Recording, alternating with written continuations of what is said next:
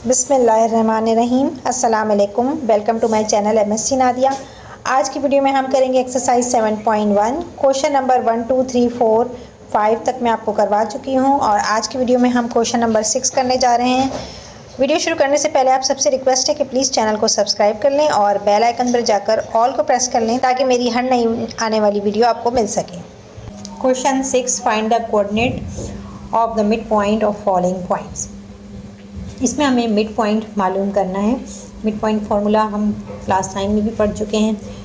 अब यहाँ पर दो पॉइंट्स हैं एम और एन, ठीक है। ये एम पॉइंट है और ये एन पॉइंट है, तो इन दोनों के मिडिल में एक पॉइंट मालूम करना है हमें। तो इसको हम नाम दे देते हैं ओ का, ठीक है, या कोई भी आप नाम दे सकते हैं। तो let O is the midpoint which is required. It is required to find out. Then O, इसके कोऑर्डिनेट हमें नहीं मालूम है तो इसे हम एक्स वाई का नाम दे देते हैं।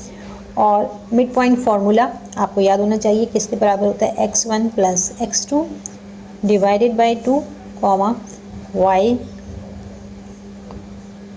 y1 plus y2 divided by 2। अब यहाँ पर आपको दो पॉइंट्स दिए हुए हैं। ये क्या है, x1 है, ये y1, ये x2, ये y2।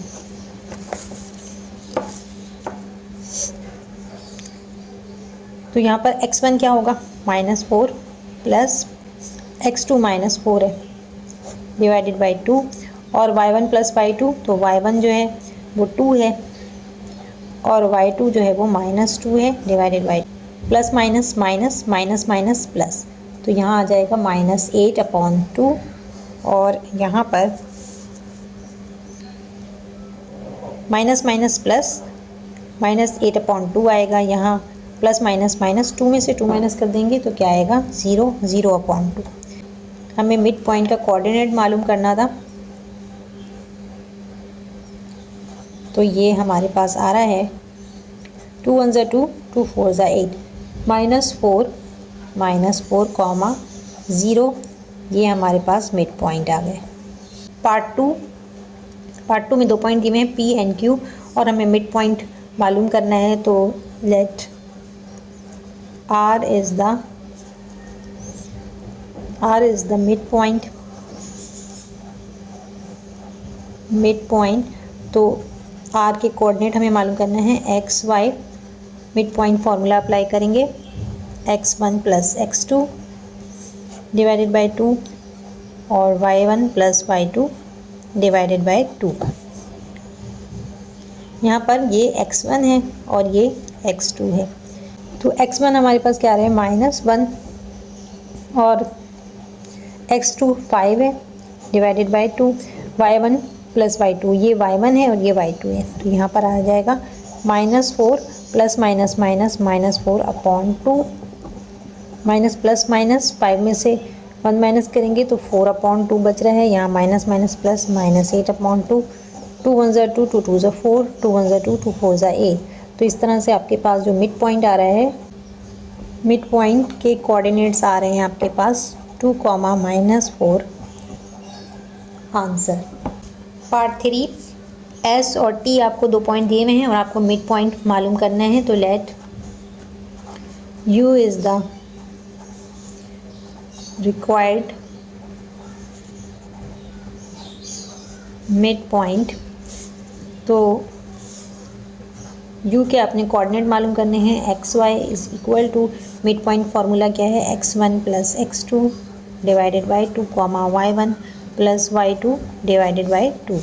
तो यहाँ पर x1 क्या है, x1 1 है और x2 2 है, तो 1 प्लस 2 डिवाइडेड बाई 2। और यहाँ पर y1 -2 है और y2 -4, तो यहाँ -2 और -4 डिवाइडेड बाई 2। 1 में 2 प्लस करेंगे 3/2, और यहाँ पर माइनस माइनस प्लस -6/2। ये कट रहा है, 2 1 ज़ा 2, 2 3 ज़ा 6। तो यहाँ आपके पास क्या आ गया, mid point U, x coordinate x and y coordinate is equal to 3/2 comma -3 answer. Part 4 x 6,2 and y है -2, -7। Let z is the required midpoint.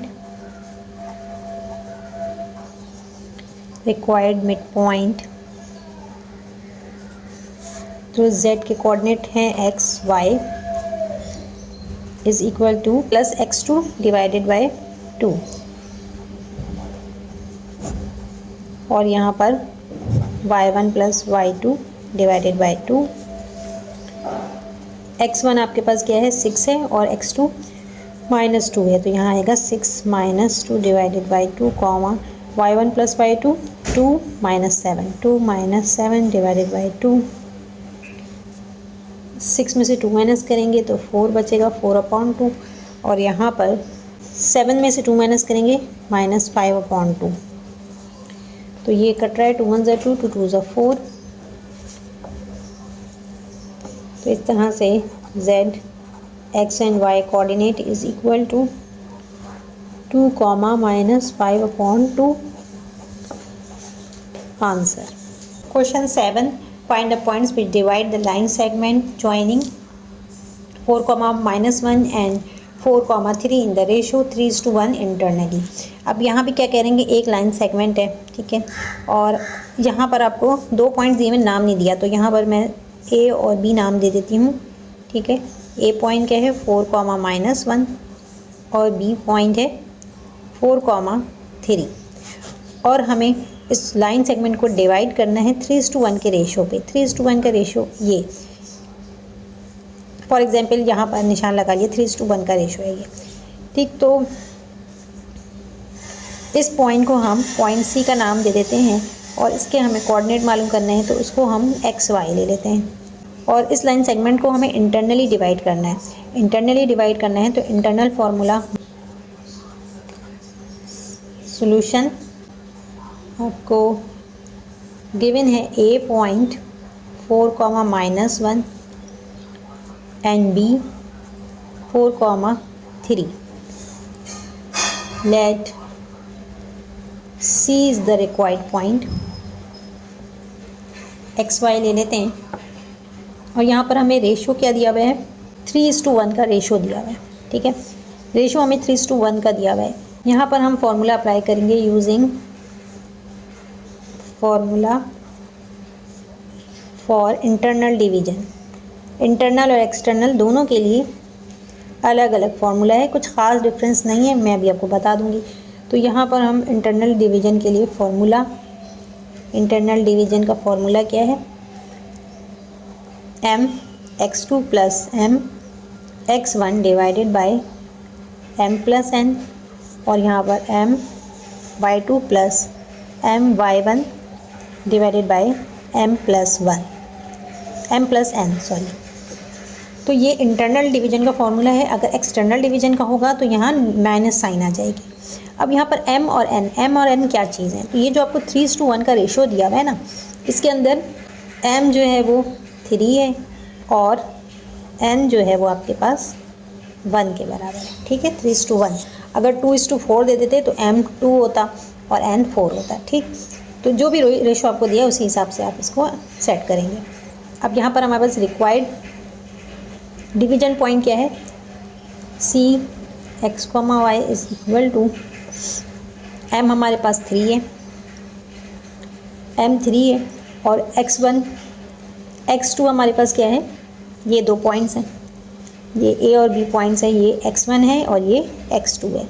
तो 4 x2 जो है वो 4 है, 4 से मल्टीप्लाई होगा यहाँ पर, सॉरी ये n है, ये मैंने m बना दिया गलती से, ये n है, फॉर्मूले में ये n है।